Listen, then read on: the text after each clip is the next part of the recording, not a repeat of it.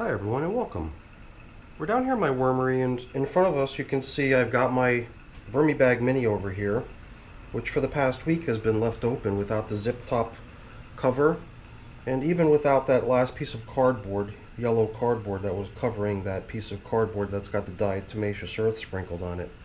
The ongoing saga in this bin has been the attempt to try to eliminate the flying insects, the little fruit flies or gnats or whatever they are that's in there.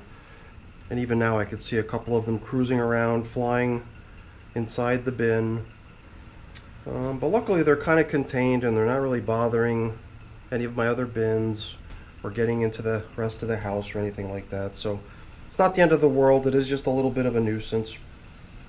So we'll keep tracking that and trying to figure out if there's some sort of a simple solution to that. But I might need to alter my game plan here to really see if I could finally bring resolution to the matter. So other than the VERMIBAG mini, which is occupied by European nightcrawlers, I've also got my little green tub up here, which is occupied with African nightcrawlers, or at least so I believe. Numerous people have now chimed in and said that they don't look like African nightcrawlers, but when I obtained the cocoons that all of these hatched from, they were supposedly African nightcrawler cocoons. But who knows? Mistakes happen. It is possible that there's something else. Doesn't matter. But you know, down here I've got some of my staple food items. This is just a collection of used coffee. And in here we've got some peels from potato. Plus a whole bunch of corn cobs, which I actually took the time to slice into little discs. In the hopes that expanding the surface area of all that corn cob material would allow for the more rapid consumption of it. Because if you've ever tried composting corn cobs in your worm bins, then, or at least if you're like me, you'll know that it takes forever, and I mean forever, for corn cobs to get eliminated. So we're going to apply a feeding to these bins, and we'll talk a little bit more about what's happening to these as we go. So let's get started. Yeah, you can see them, I think, on the camera. I can see them. They're buzzing around here. Little fruit flies or gnats or whatever they are. But the one thing is for sure is that this diatomaceous earth that was put out here to try to combat them is pretty heavily populated with the remains of many of them.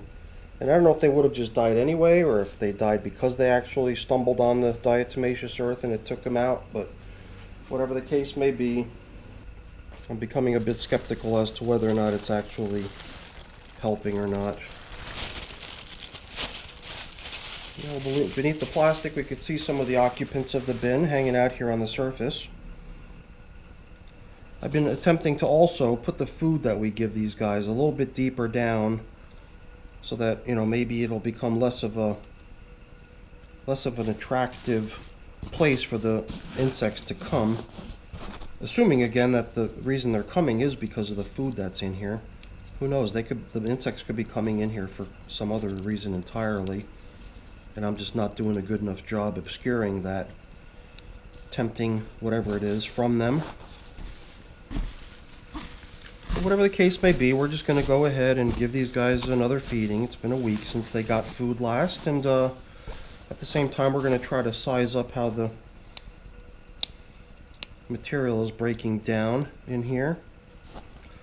I can see lots of nice castings scattered across the top of the surface here. I can't recall what food I gave them last time, but I'm fairly certain that it would have been placed a little bit deeper below the surface than normal. So maybe we'll actually stumble on it as we proceed. But I'm already starting to run into some larger chunks of food in here. Here's just the stem of a banana peel, but there's not much left to it. This is a avocado pit, which, as you can imagine, will take forever because it's hard as a rock. It's a tough food item. And I've got them in a number of my bins, and I'm curious to see when I'm going to finally observe some progress on their breakdown. But so far I've seen nothing. The mango pits are usually a popular item. We can see that a couple worms have made themselves at home inside of it. In cases like this mango pit though, the one that was really opened up significantly more by me hacking the two ends of it off, we're seeing some really good progress on the breakdown, or at least so it seems. It's got a good number of worms hanging out inside of it. And as I comb my fingers through the material down deep, I'm not really feeling many other large chunks of food. Just bedding. And it isn't too bad. You would think that you think that it'd be kind of compressed and hard if it was really down low and had all the weight of everything above it pressing down on it. But once I pull it up and try to break it up, it really does flake apart quite readily. And I'm actually kind of surprised to see how many worms I'm finding as I go deeper down into the material. This is by far the deepest container that I have. And for the longest time I was always feeding this container on the top surface, trying to avoid digging down into it. But as of a few weeks ago, I gave myself permission again to dig down deep to see how things are progressing down deep within the bin.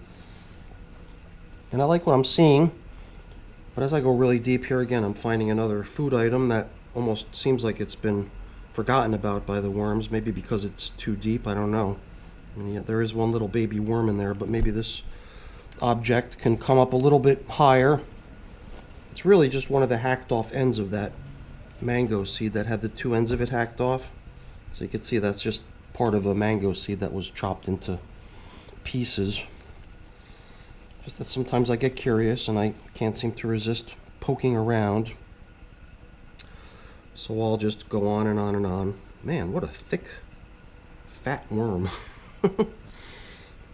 Since I typically compost with red wiggler worms, it's usually interesting to see how large some of these European nightcrawlers can grow in size.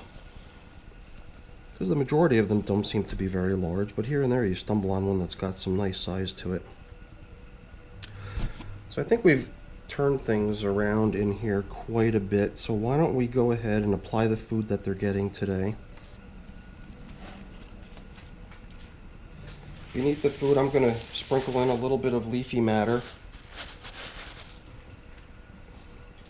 A lot of times it is a good idea to include some carbon source in their food, in their feedings. And the bedding also comes in handy too.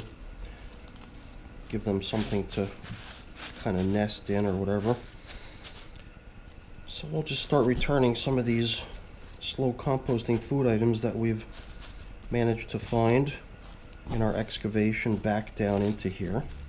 And then we can give them some of the yummy food that we bought down here.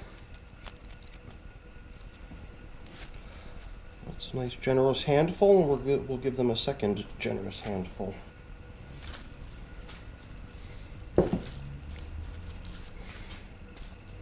I don't think we encountered any. I don't remember seeing any corn cobs in here. Although I thought that there were a couple still floating around. And actually, you know what? This is exactly what it is. I just found a little chunk of a piece of old corn cob in here. It's been gradually being worked down by the worms. And I guess at this point it's basically unrecognizable as a corn cob, other than the fact that it has that hollow center and the cylindrical shape. But I can't even tell you how long it took to get to this stage. It took months and months and months for them to take an entire corn cob and break it down to that point where it can get to that size. Corn cobs, for whatever reason, I don't know why, just seem to take an extremely long time to break down in a worm bin. And it's for that reason I went ahead and I took all those corn cobs that they received today in their feeding, and I kind of sliced up each cob to make it into these little discs to drastically increase the surface area of each chunk of food. And I'm hoping that that's going to really help increase the speed at which the worms are able to consume it.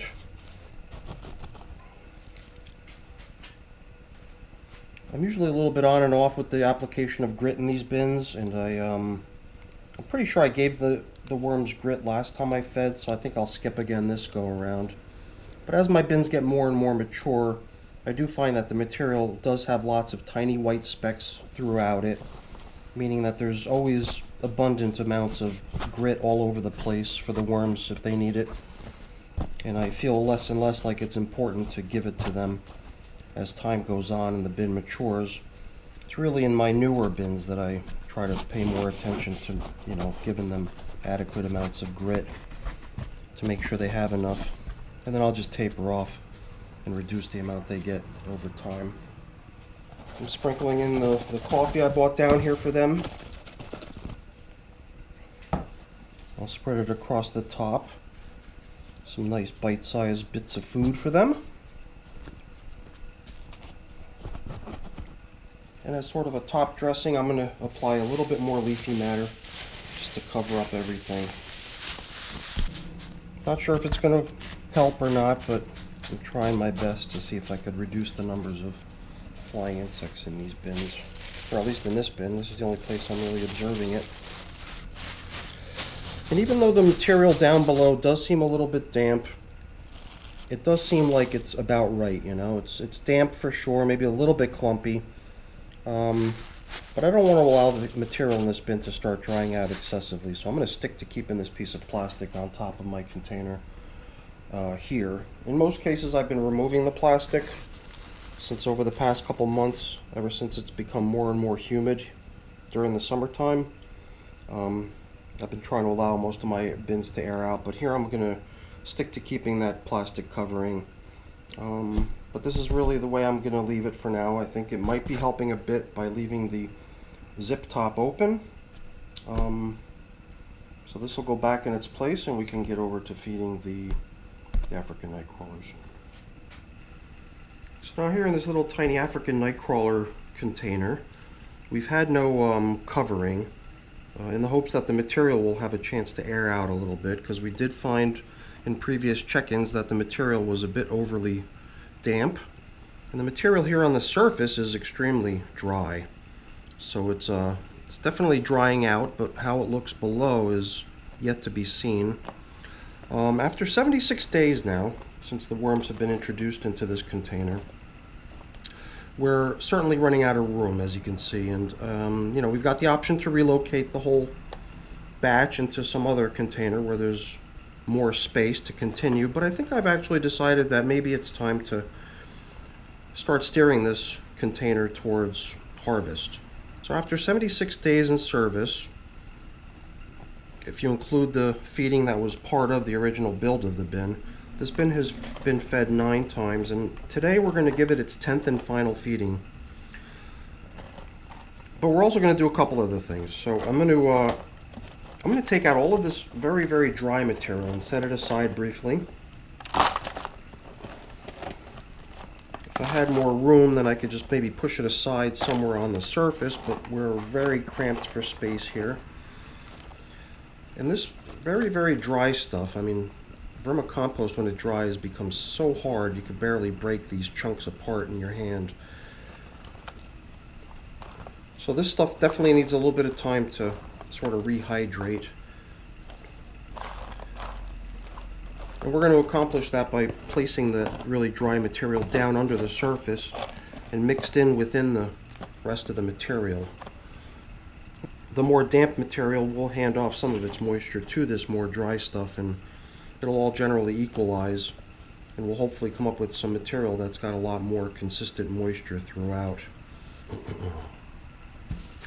So now we're down to a level where the material in the bin is a lot more the way you would hope to see within a worm bin, a lot more flaky, a lot more granular. And whether we're still dealing with a situation where the material is overly damp, I don't know. So let's examine this stuff. It's really nice castings, but it is still maybe a little bit more damp than I want it to be. So in order to get it to the right moisture level throughout the bin, I'd like to mix in all that dry stuff down within the more moist material to help it rehydrate and at the same time dry off a lot of this overly damp material. I've got a feeling within a few days we're going to end up with some really, really nice stuff as a result of mixing this stuff together. This looks like a chunk of bedding that was placed in here with probably the last feeding or one of the more recent feedings. This is a corn cob, and I've just gone ahead and I shredded it to bits. So I'm really not interested anymore in tracking its progress. I'm more interested in seeing it all get broken down into vermicompost. So this is what I'm going to do. I'm going to, what's this? Oh, mango seed. This, on the other hand, I'm going to go ahead and remove, because if really what I want to do is get this bin ready for harvest, this is not going to make it. So I'll set that aside. So let's go ahead and let's start returning some of this really dry material down low into the bin.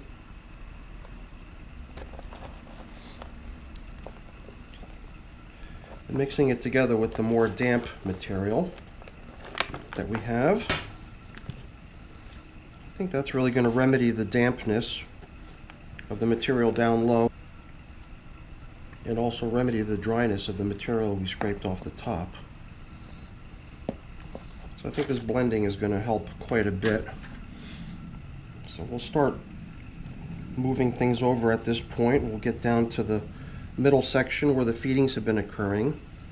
Here we're going to find probably an abundance of moisture down here, as well as an abundance of worms. But I don't really see any other signs of the previous feeding they received. So here's another corn cob, another item that we've always been kind of leaving intact to allow for nature to take its course. But since we're now really wanting to steer this bin towards completion, we're going to bring an end to that tracking exercise. We're going to give those bits of corn cob a better chance at really getting broken down now by being fragmented into smaller pieces that the worms can really get at from all directions. So now I'm going to grab some more of this dry stuff that we scraped off the top and combine it with the damp stuff.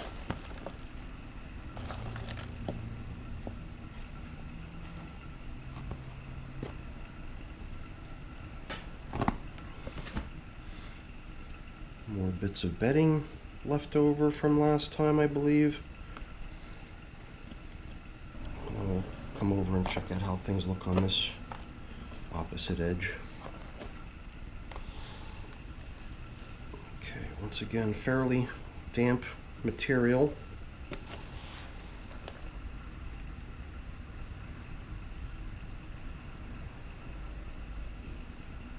Interesting how like one side of the worm is so dark, and if you flip it over it's very light in color. I wonder why that is.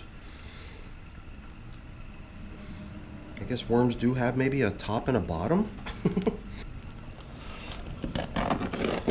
Very dry stuff stuck to the edge right there. Let's keep bringing this more damp stuff up.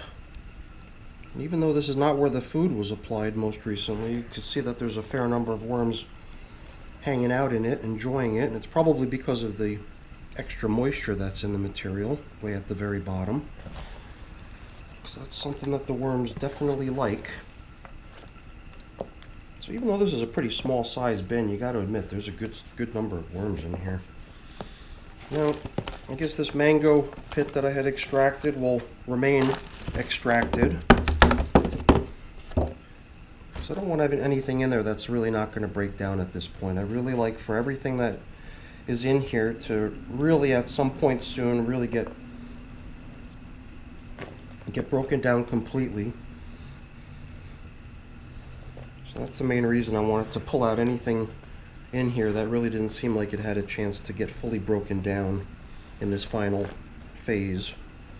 And in this final phase, which I'm going to kind of refer to as its starving phase, we're going to be leaving these worms to really focus their attention on all the remaining bits and pieces of stuff that's littered in here. And we will give them one final feeding. This will be the 10th feeding for this 76-day-old bin. And that's going to be the remainder of all that chopped up corn cob and chopped up potato skins that I fed the other bin. These guys will get some of that as well.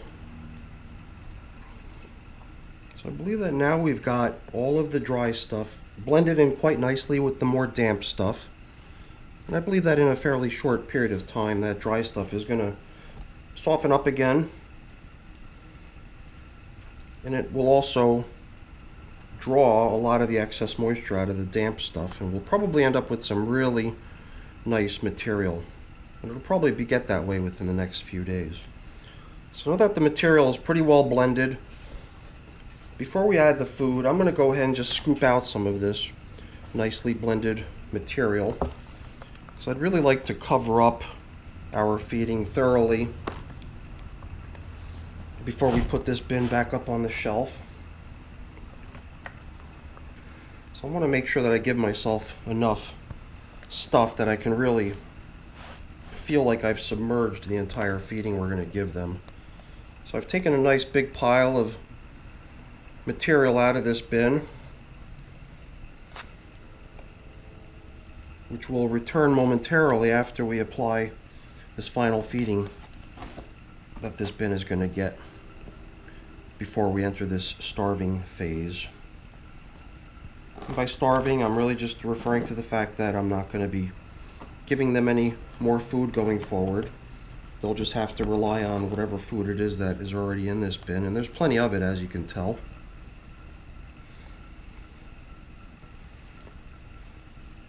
And then hopefully over the course of who knows how much time, a few weeks maybe, all of the edible and compostable materials in this bin should hopefully start vanishing and leaving us with only a nice tub of finished vermicompost.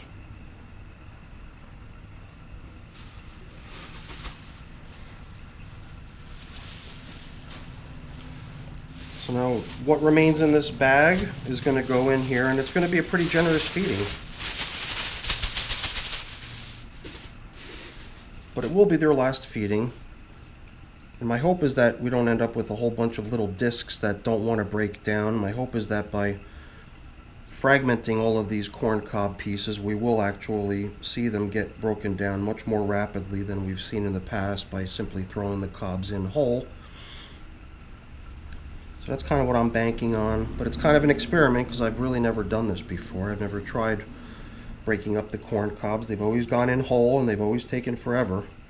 So my hope is that by expanding the surface area of each corn cob significantly by breaking it up this way, we're going to end up with completely eaten corn cobs in a fairly short period of time. So now I've also bought some coffee down here, and they're going to get the last of it, whatever I can empty out of this container. And we'll spread that across the corn and potato as well. That actually makes for a fairly generous feeding for this bin's last feeding.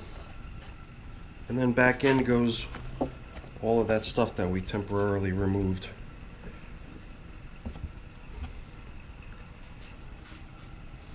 And this I'm just going to get rid of, I believe. Alright, I'll fish him out in a moment.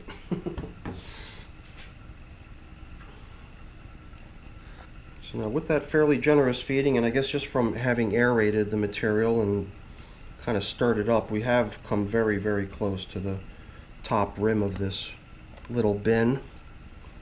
So it would seem impractical to want to jam any more food into here. But I got a feeling they're going to be pretty busy with this food for at least a few weeks. We'll check in on this just to see how things are progressing, not only with the depletion of the food they've just been given, but also on how the moisture level within the bin is coming along now that we've blended all the dry stuff down into the more damp stuff, and hopefully we'll end up with material that's the way we want it. If we still feel like it's a little bit overly damp, we'll still have the option to allow it to dry off again by removing the coverings, but I am going to restore coverings to this at this point. So I don't want to see further drying of this material. I'd prefer to see what kind of dampness we end up with just by combining the more dry and more damp stuff.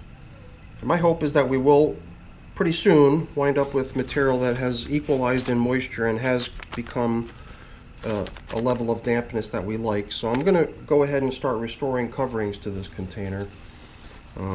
Piece of paper, piece of plastic, but this will be the last feeding for this bin. It's 10th feeding, and as of now, as of day 76, I'm kind of leaving the feeding phase and now entering the starving phase. At least that's the way I refer to it as. So I'll be curious to see how things progress in this bin. We'll definitely check in on it, but for now that's it. We've got all of our night crawlers down here in my wormery fed. So I'll start cleaning and putting things away, but I don't want to bore you with that. That's not interesting. I'll just take this as a quick chance to say thank you. Thanks so much for keeping me company and for watching my video. Hopefully you enjoyed it. If you did, please don't forget to give me a quick thumbs up. That's always really appreciated. Also consider subscribing to the channel as well. That's always really appreciated too. Alright everyone, thanks so much for watching. Have a great day. Bye now.